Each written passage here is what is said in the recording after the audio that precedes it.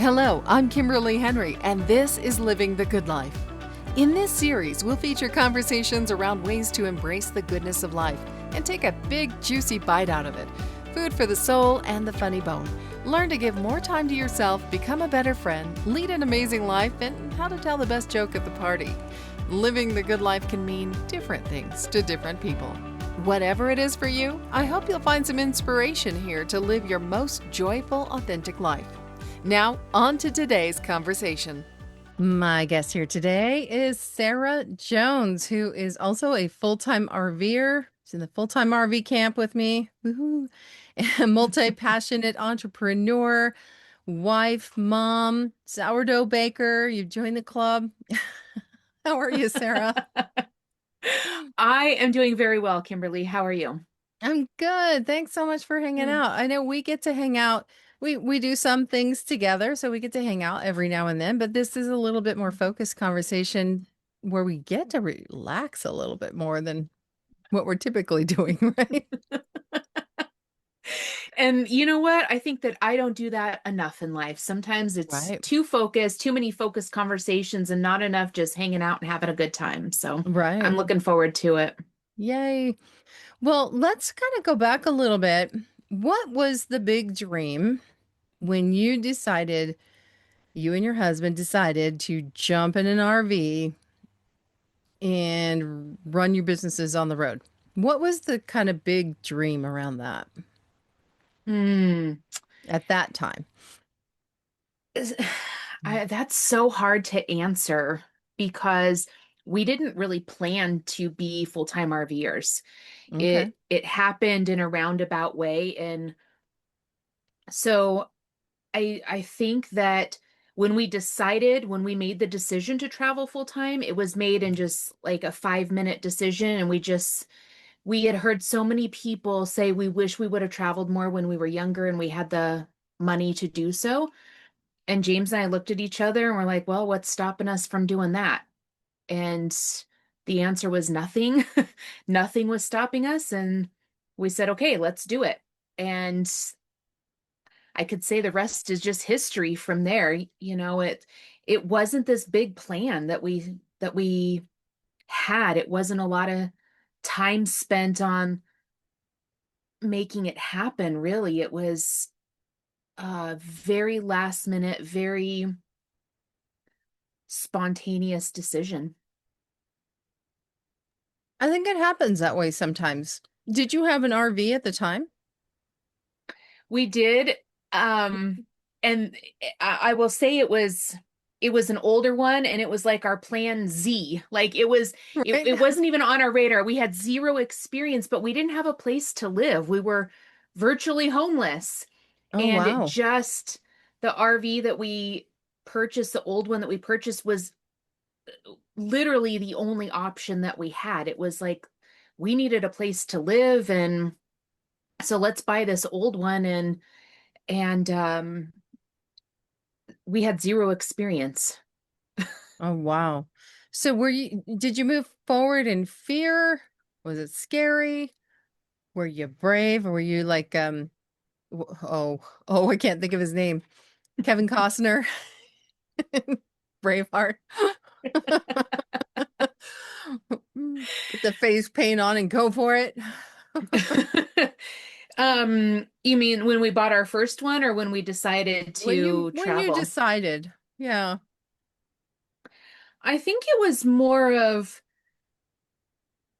I'm not the spontaneous one. James is the spontaneous person. I am the planner. And so for me, there was some excitement, but there was also a lot of fear involved Mm-hmm. in that uh, I didn't know what to expect. And I was scared of leaving my kids. I mean, we had left one kid in one state and we were close to another kid in another state, and I didn't want to leave her. I was really scared of like, what does this look like and how are we going to Mm-hmm. make it happen? And but I also was excited because it felt like knowing me making that decision so quick, Kimberly, I knew that this was the direction that we needed to go, that knowing if I made this decision this quick, even through the fear, I was like, we need to do this. Like I felt this calling so deeply in me Mm-hmm. that I knew I couldn't say no. And I didn't know exactly what it was going to look like, how it was going to work out, but I was just trusting that there was a reason for it. Right. Right. And so to me, it sounds like it wasn't a grand vision Mm-mm. that you had in mind. It was kind of an unfolding of events that happened. Yeah. Are you team sell everything and only take what fits in the RV, or do you have a big storage unit somewhere?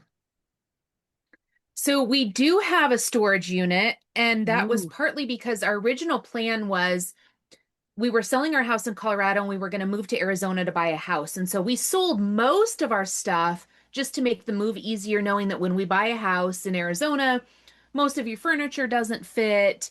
You know, you want new decorations. You're only keeping the things that hold emotional value, right? And Mm-hmm. there might have been a few things that we just couldn't get rid of that I wasn't willing to donate. So there might be Mm-hmm. still some of that in there, but so our original plan was, sell most of it just because we didn't want to move all of it and we wanted to furnish a new home, Mm-hmm. right? And so that was our plan. So we had put everything in storage. We still have the storage, partly because I don't know how to get rid of it, just the logistics now of getting rid of some of that stuff. I am not emotionally attached to a lot of those things in that storage container. So we still have it. I wish we would have sold more. But again, our Mm. plan changed kind of mid, it was we didn't plan to travel, right? When we were making the Right. moves and transferring this stuff from Colorado to Arizona. And so I would get rid of more of it now if I could. Gotcha. Gotcha. Well, I think I'm sure I've told you what we did. We just opened our doors and put everything in out on the driveway and said, "Come get it." And the world came and got it. It was great. So if you are still trying to figure out a solution, that one, that one works. Hmm. Just come and get it. So were you employed when you moved to the RV life and or started traveling? Were you and your husband employed somewhere? Did you have to transition work or start scratch? So that's kind of a twofold question. So I had my businesses. So I was self-employed with the businesses. Mm-hmm. He quit his job in Colorado and had started a new job in Arizona when we bought the old fifth wheel and we're living in the old camper. He was employed right about the same time that we were, had this idea of traveling full time. He left his employment in Arizona because of safety concerns. His life was in danger and there was no safety Oh, measures put in place. And he said, my life's more important than that. So he walked out of a job, which he had never done before. And that was about the same time that we decided to go traveling. So, twofold, he was employed, decided to quit. I had the businesses. And so we knew we were bringing in money, mm-hmm. income. So that made the travel life a little bit easier to navigate Mm-hmm. financially. Mm-hmm. Talk about unfolding, some of those things just happen the way they need to, and you didn't know to Mhm. plan for it, right? Yes, yes, so much. And I I I see that we were able to say yes to this lifestyle because of all the work that we had done kind of in the Right. background, that had prepared us, even though we weren't specifically preparing for traveling. We had done the work ahead of time. We had done the prep work ahead of time. And so yeah, things unfolded and the opportunity came up and we were able to say yes because we had already done the work Mm-hmm. to make it possible. You did the groundwork to create the freedom to make it whatever possible, right? Whatever Yeah. choices that you wanted to make at that point in Yeah. time. Yeah. Yeah, absolutely. Is there a big dream now? How long have you been on the road before I ask that question? About How, 4.5 years. 4.5 years. So has a dream evolved or looking forward into the future, is there a dream about this lifestyle or creating what it is that you want? I think my dream, I wouldn't say it's like this big grand thing per se, other than I really just want to experience life. I want to be open to experiencing things that I haven't experienced before. Um, I just want to feel more present in Hmm. life. I want to feel more present in what's happening. I don't really see myself settling down, so to speak, Yeah. quote unquote settling down. I still see us traveling for the future. I don't know how long. I don't know exactly what that looks like. I just feel this desire to move, to experience, to be present, to let go of so many expectations that I've had in life, Mm, to trust that the things that happen are meant to happen. Like there's a lesson, there's a journey, there's an experience there for me. And I'm not saying that all of them are going to be pleasant. right. Um, but I think the real dream, and maybe it's not even a dream, but it's something that I'm noticing more with myself and just self-reflection, is just really learning how to let go of some things, really learning how to go with the flow, so to speak, Yeah. learning how to recognize what I need mentally, physically to feel at peace. Um, Hmm. that's really coming through for me recently, of just what does peace look like? What does freedom mean? What do I need to feel joyful in Hmm. life, fulfilled? Like, what does that look like? There are things that I never thought about before.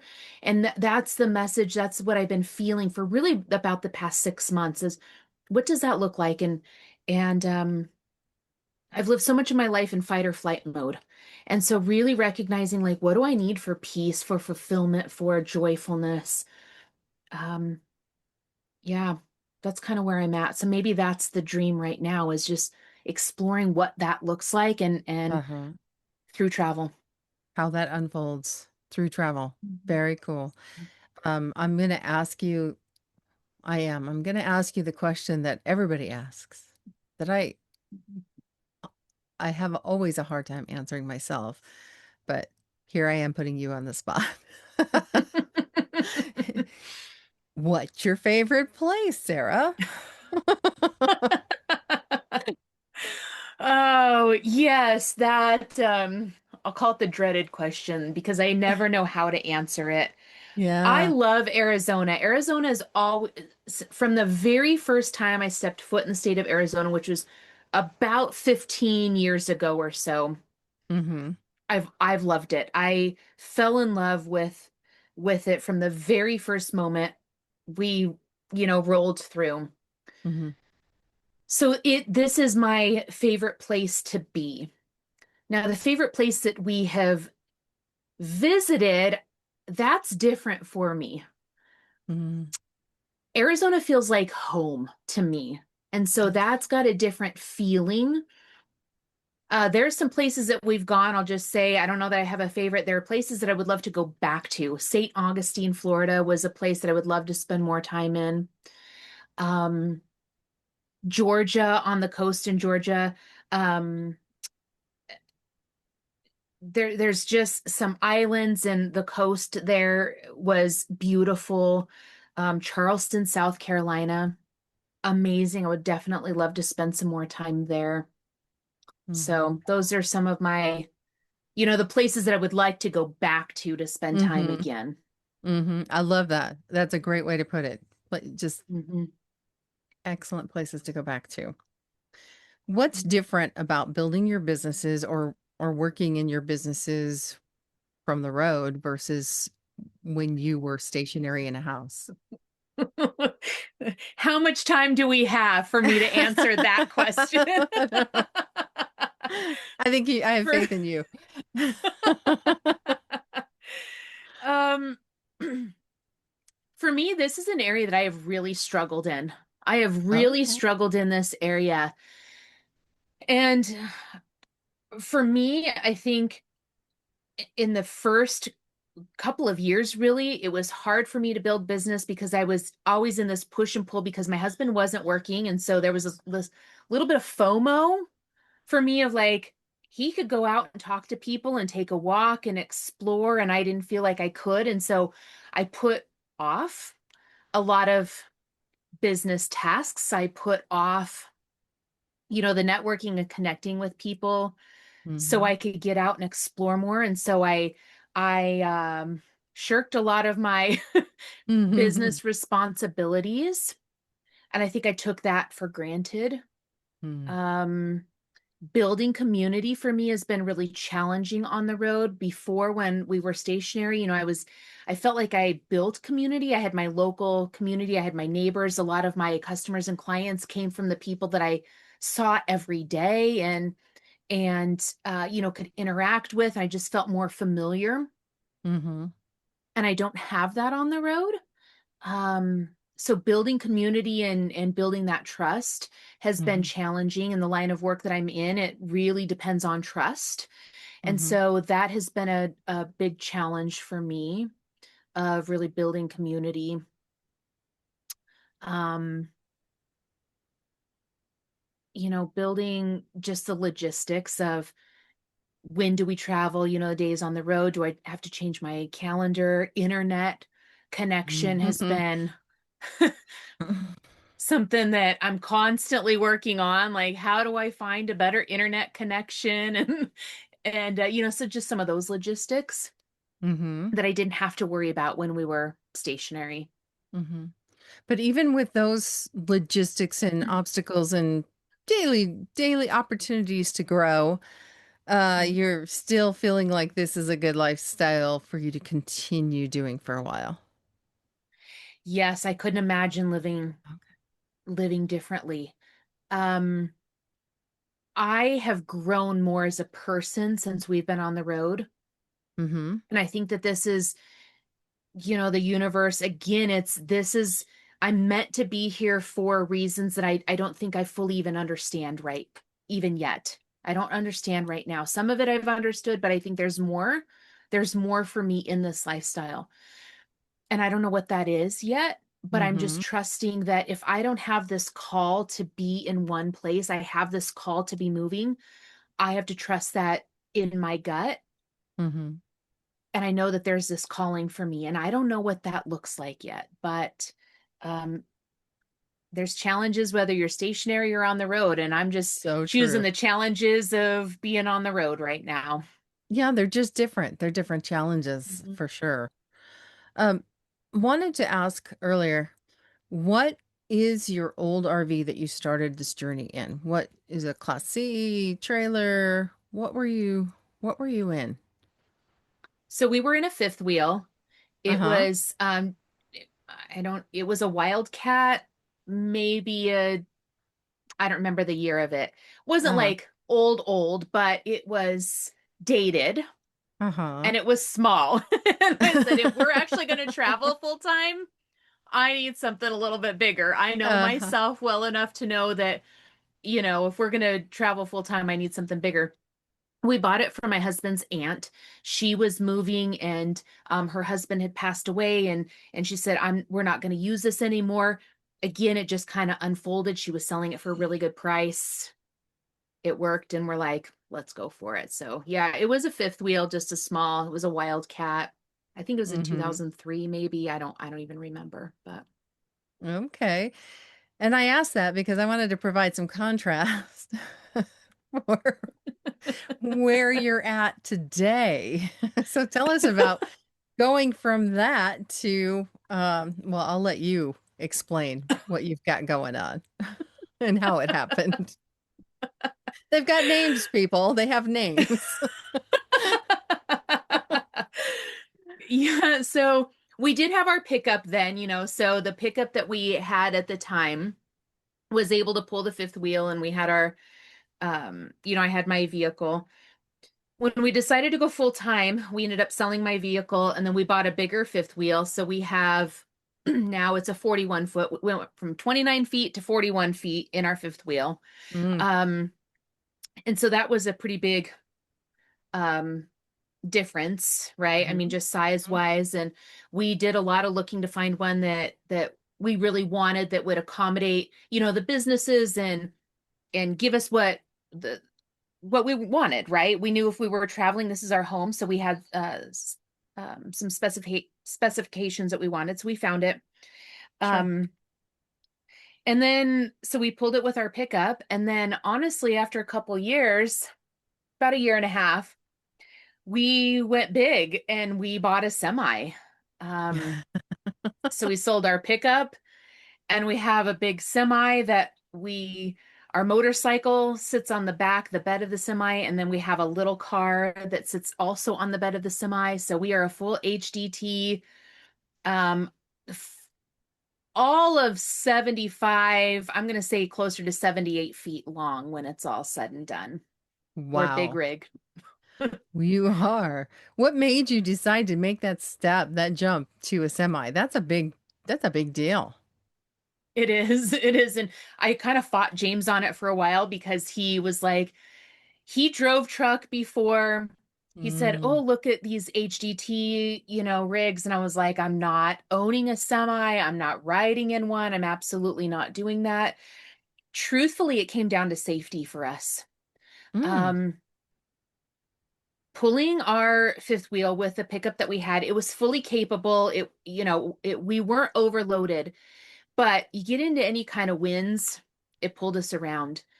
Driving, is we moving about every month to a new location, so it was just a lot of traffic, that you're in and out of. There's a lot of highways. There's a lot of people that maybe aren't stellar drivers. We had a lot of close calls, mountain mm-hmm, ranges, and for mm-hmm, James, he was really looking at the semi for safety reasons. A semi has more power, it has more stopping power, it has more control. And, so that was really it for him. And then I kind of fell into it. I thought, you know what, you're right. That it and then we found a really good deal on it. And then that just sold me. Then we found right, the rig itself, and I thought, okay, this allows us to continue to do what we want to do, but it feels a little bit safer. right, So that's how that came about. right. And how did they get names? Your vehicles. We do, I yeah. So, I have never named a vehicle I know some people do. I've just never. And I wouldn't even know what to call them. oh, I don't know how it all came about, but our semi, our big truck, we named him Cash. Um, for, just he Because you requires a spent a lot of lot of it. money. Yeah. Yep. Our motorcycle, her name is Vicky. Oh, Vicky fun. the Victory. So she's a Victory motorcycle. So Vicky is her name. Our little car is Benny. And that's because for like Benjamin Franklin is on the $100 bill. And so we kind of just, I don't know, it just wanted something for a little guy. He's just a little car. So we call He's a him little Benny. beanie. Yep. And our camper is Carmen. Carmen the camper. I don't know. So we have Cash and Carmen and Vicky and Benny. And I even named my daughter's car last year. She didn't have a name. I'm like, it needs a name. Who are I've named my vehicles for a while and it just felt like, Oh, fun. yeah, Fun. give them the personalities. They Did need they it, all get they a spot on the Christmas cards every year?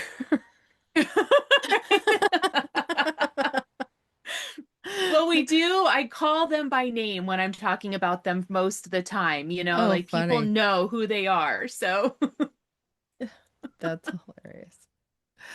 and even the kids, my daughter actually wanted to borrow Benny. She goes, "Well, I wanted to drive Benny to Colorado. Can I borrow it?" Like, it's just it's a thing now. It's So, a thing.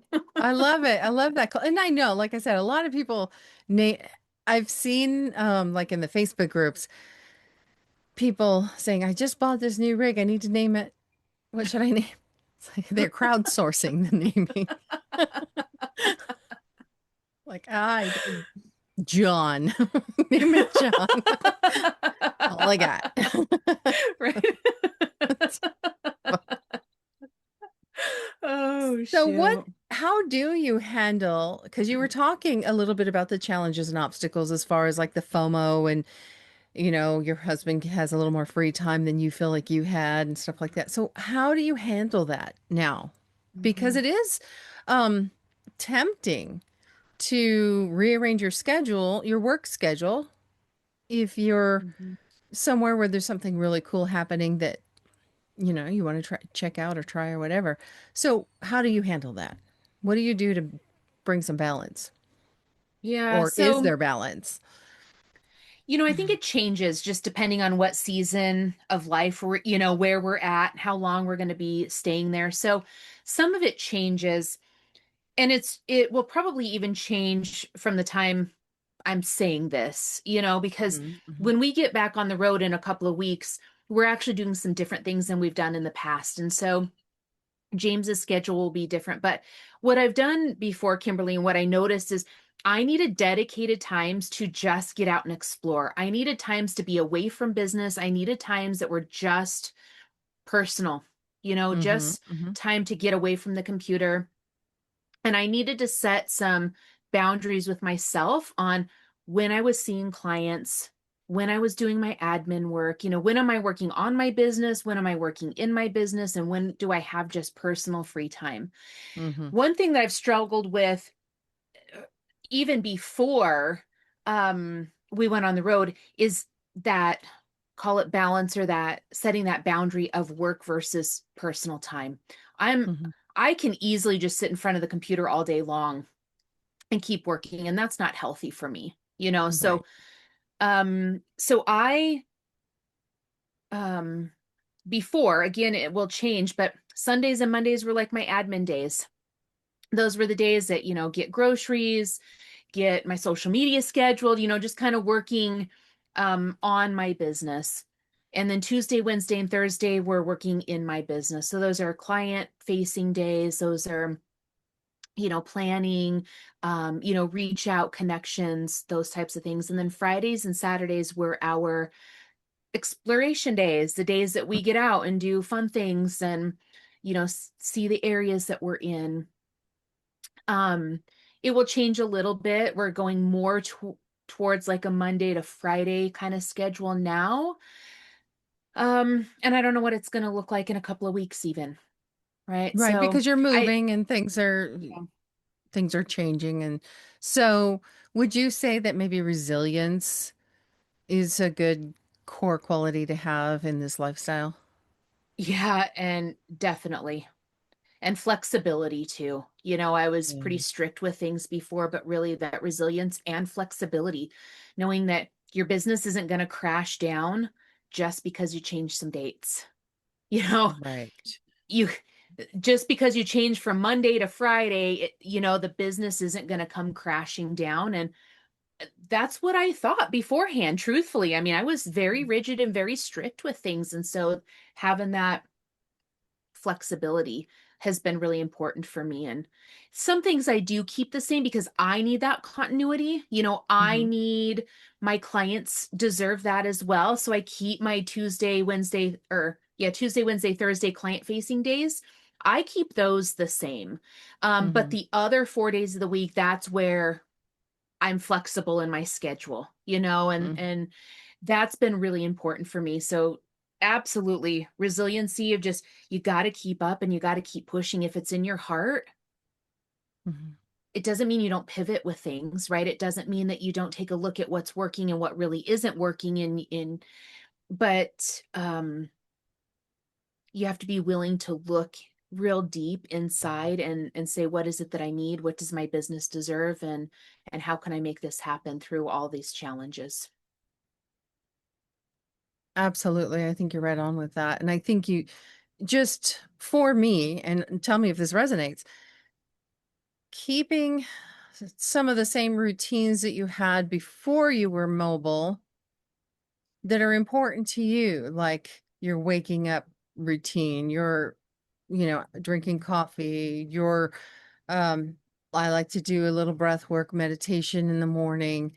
So keeping those things consistent really helps set the tone for how the rest of the day, the week, the month, the business is going to go, right?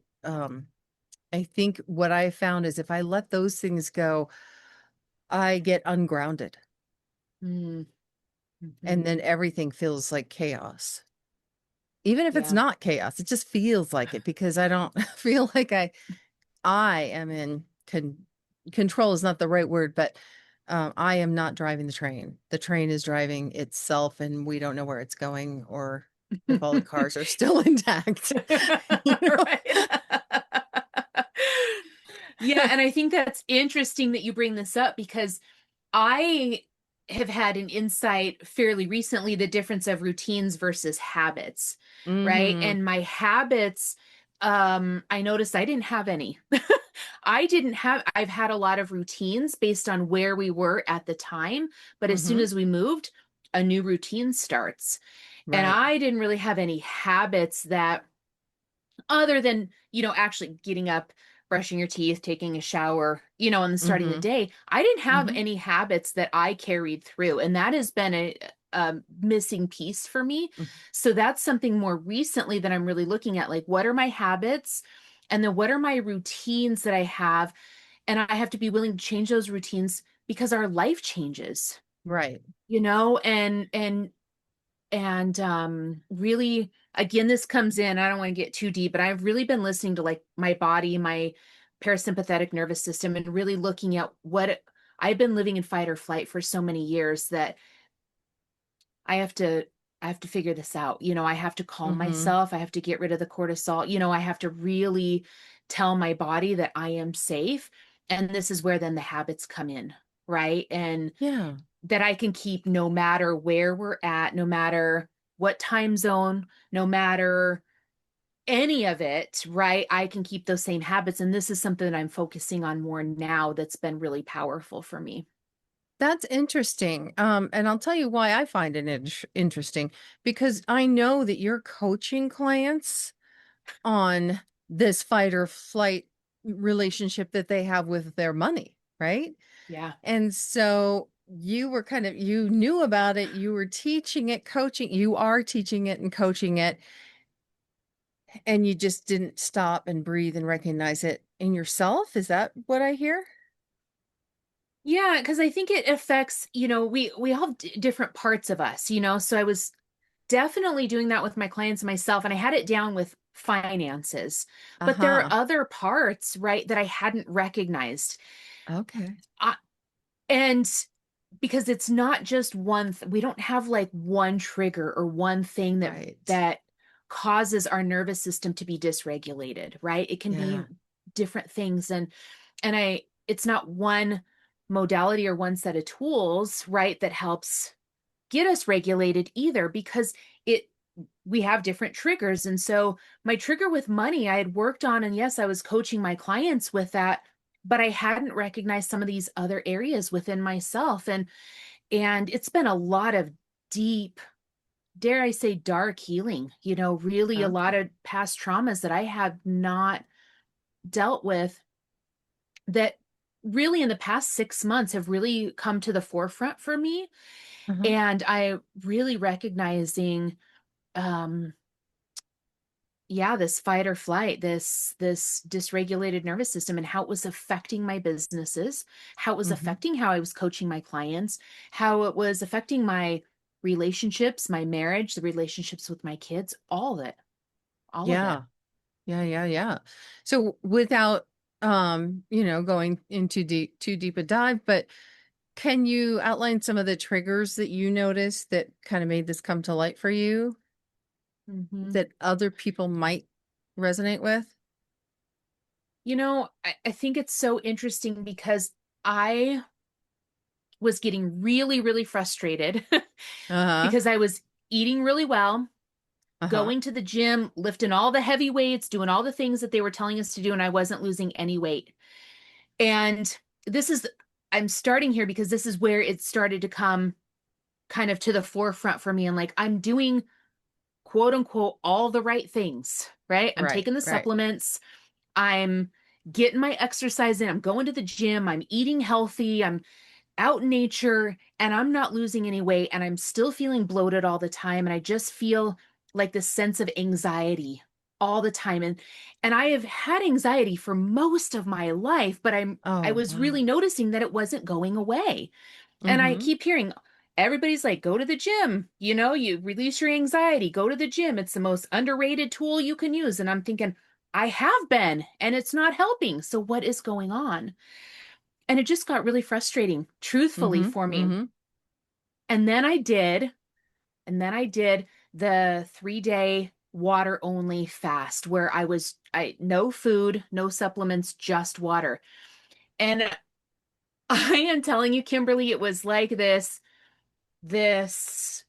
epiphany, Mm-hmm. call it, of like your cortisol levels, Sarah, are too high. So I went into this rabbit hole of like, why are the cortisol levels too high? Well, your parasympathetic nervous system is very dysregulated, right? And here are some symptoms. And I thought, yes, I was going to the gym and it was actually causing more issues. Because my Yeah. body was overstimulated, I was Yeah. causing more problems when I Yeah. thought I was trying to help. I was Mm-hmm. doing what everybody out there is telling you to do, right? And it wasn't good for me.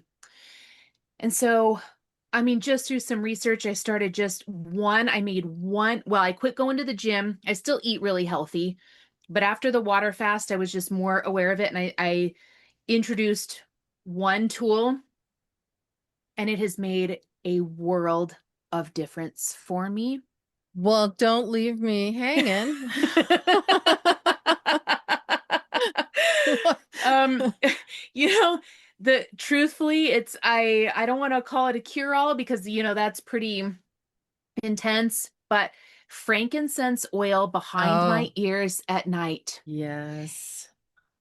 it is, I think it's just given me the power to recognize things because it's helped to regulate, it's helped to calm my nervous system while I'm sleeping. I will tell you, and if you don't mind, I'll just share. Like, so Yeah. I've been doing that almost every night for probably a month, maybe a little bit longer now. And I will tell you, I fall asleep much easier. I've always had trouble sleeping, no matter what I've done, always had trouble sleeping. I fall asleep a lot easier. I sleep more deeply. My dreams are more vivid, but they're not the violent dreams that I had before. They're just more vivid dreams, which is REM sleep. So I'm getting into REM sleep, which is where your body is healing more, right? Yeah. Um, when I wake up in the middle of the night, it's not near as often as it was before, but I am able to go back to sleep almost right away. Where before, if I wake up, I was up. It was just Oh, like I'm up, my brain is going. So I've been able to fall back asleep much easier. I wake up in the morning feeling more rested. I am not bloated. I would wake up every morning still feeling like bloated. And I'm like, but I hmm. ate really good, at supper. Because I had so much inflammation. My body, just so didn't matter if I was working out, the bloating was still there, the inflammation was still there. I just felt so uncomfortable. Since I've been using the frankincense oil, I have not had the bloating. I wake up feeling, I don't want to say slim, but like normal. Not bloated. Not bloated, just Not like a normal feeling. blimp moving through the Yes. air, right? Right. And Yeah. and that builds a little bit of the confidence, right? When Yeah. you feel Yeah. better, you have a little bit Yeah. more confidence starting your day, Yeah. and I'm feeling a little bit more clear-headed. It's just allowed me to, again, I'm not saying it's a cure all, but for me, it's just opened up the doorway. I think it's opened up the pathways to recognize some of these things. And Mhm. so I'm looking now at introducing more breath work, some meditation, again, things that I can do no matter where we're at. These are the Mhm. habits that I can use no matter what the situation. Love it. I love it. Hmm. And I know you use a really high quality frankincense oil, and that makes a difference. I do Hmm. just want, whenever somebody's sharing a remedy, if you will, or anything like that, I want to make sure that we're not doing something that's going to harm us. And Yeah. so it really does matter the quality of a frankincense oil. Hmm. And Um, just do your homework on that. We're not here to sell you oil. I just want to make Right. sure that Yeah. do no harm. First, do no harm. Right. So, Right. You want it to yeah, be pure, so you're getting the properties, you're getting all the good yeah, properties out of it, right? yeah, Yeah. yeah, yeah. And you're not putting any crud into your body because, the stuff you put on your skin absorbs into the body, and you want to make sure that Right. you're not putting fillers and stuff like that. So, Yeah. but I digress. I digress. We've had a great conversation. It's gone places I Yeah. didn't expect us to go, but it's great. I wanted to Mhm. ask you one more. I kind of asked you the big question before. What's um what's a question you always get besides what's your favorite place? And what's advice that you find yourself often giving to new or curious wannabe RVers? Mhm. The advice that I always, always, always give is you're not doing enough maintenance. That you are Oh, not doing enough maintenance on your rig. I need to That go. Oh, go ahead. it's the thing that I see financially, emotionally, if you're not keeping up with the maintenance on any kind of rig, you would kind of ignore things. Sometimes you can ignore things in a home and it doesn't affect it as much, or it's a little bit easier. With these units, even the real high end ones, they are not meant to be ignored maintenance wise, right? And Right. I always say it's going to cost you so much money in the long run. So whatever you think, I always say triple your maintenance budget, because it's going to cost you way more than you think it's going to cost you, and do maintenance I say literally every day. Plan on doing some maintenance every day on your rig, because things can get out of hand really quickly. And when you have to then, these are our homes, Kimberly. So if we have Mm-hmm. to, and a lot of us have pets, and so having to take our units to a shop, to get worked on, that's a real big inconvenience for us and our pets, and and everything else, and finding a shop and all the I things could that I do won't a go whole into. episode on those nightmares all in my all Right. on its own. Right. But Yeah. I don't want to I don't want it to feel scary either because it can be as simple as you're lubricating some seals. It's not Right. you just some Yeah. lubricant, rubber seals, 5 minutes done kind of thing. So you're not getting under the hood or anything like that. Right. Not Mm-hmm. major maintenance, but I think it's just being aware of what's going Mm-hmm. on, Mm-hmm. being aware of, you know, d- is the silicone, starting to peel? Do you have a gap someplace? These are just things that you want to recognize. You have a loose bolt, like just those types of things that, Mm-hmm. again, not to be scary, but it's to prevent the scary things from happening, right? Right. And it's just those little things, that I always just encourage people to do, is just look for those little things. Just be aware, take a walk around, and just give your rig a good once over every day. Just Mm-hmm. things happen, weather Mm-hmm. things happen. You just want to be aware of it, not ignore it. Well, and if you're traveling, and that is good advice. One, your RV manufacturer should have a list of like weekly, monthly, annual maintenance items. So you should grab that and use that. And if you don't have that, look for it. And if your manufacturer won't get it to you, then go to some of the like Escapees or FMCA or some of the organizations around the country that do boot camps and things. They'll have a list. And I'm sure if you just Mhm. ask Google, they'll tell you, Right. right? But Right. um I've heard it described aptly several times over the course of our 5 years on the road. It's your home, as you say, and you have your things in it, and you're driving it down the road, so it's experiencing an earthquake every time you drive it down the road. So if you Hmm. imagine your sticks and bricks home going through an earthquake once a month, once a week, you would have some maintenance to do there too, Yeah. right? Yeah. Right. Yeah. Right.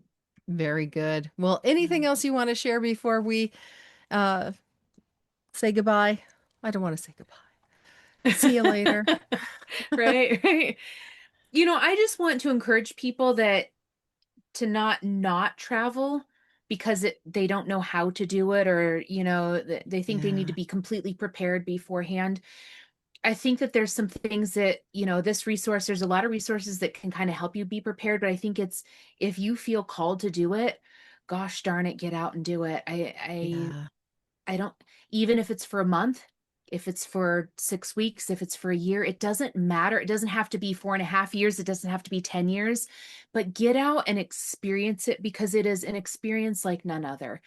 And I Hmm. see people that always say, oh, well, I can't do that because, well, you can, you're just choosing not to. And if you're feeling called, then find a way to make it happen, Yeah. just, it'll work out. So, Yeah, absolutely. mhm, And if you need to start out in your car with a tent, do it. mhm. It can be done. It can be done. Sarah, we're going to put your contact information in our show notes, but is there a place that you want people to find you um, if they want to ask you more questions or learn more about what you're doing and coaching on? Yeah, so I mean, can definitely look me up on Facebook. I'm pretty open there, but my website, Traveling Towards Wealth, so traveling towards with an S, wealth.com, um, has all the stuff. So you can contact me there. It's got our links and all about everything that we do. It's all And there in if one spot. if they end up in your general area, can they get sourdough? Yes, I love making sourdough for people. Awesome. Great. Very good. So now you have some stalkers. Right? Hopefully not.